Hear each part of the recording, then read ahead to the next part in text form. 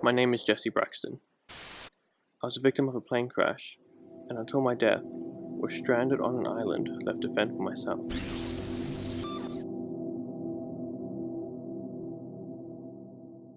Video log entry 9. I know who Steve is, and I know what to do to get back home. Last night it came to me in a dream, bestowed upon me by these mighty programmers, that's what they call themselves, residing in a place called Mojang. I think it's something similar to Mount Olympus, but I'm not sure. Anyway, in the dream they told me, to get back home I'm going to need to kill the dragon, which can be found in a place called the End. But it's going to be no easy task getting there. There are these creatures that appear at random, minions to the dragon herself. They alone have the key that can allow me to enter their realm. Yet even by themselves, it will not work.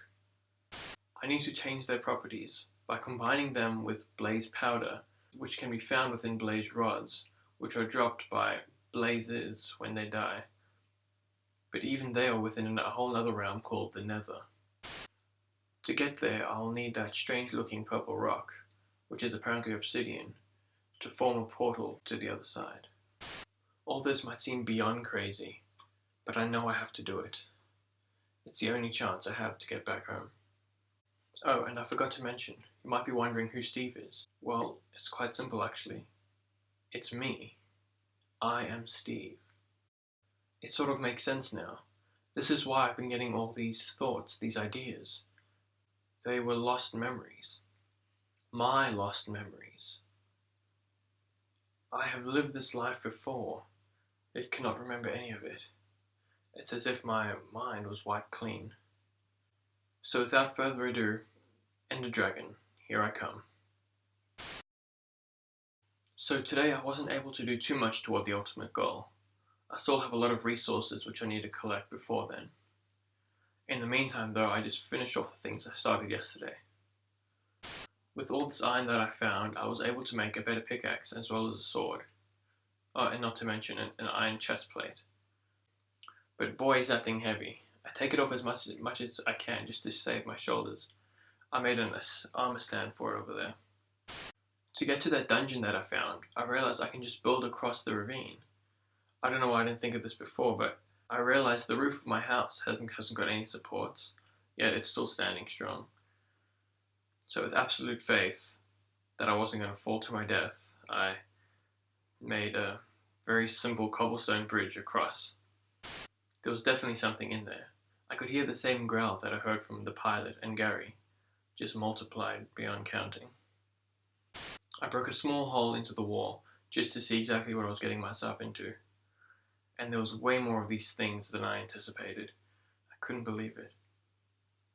But on the other side of the room I could briefly see a wooden chest, which I hope contained something that could help me on this quest to the end. Having that in mind, I convinced myself that I had to do this. As soon as I broke through the wall, they began swarming towards me.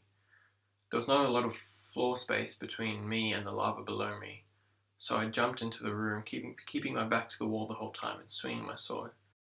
It was still pretty dark, so I quickly placed a few torches in between killing the undead, but that did not seem to slow them down too much.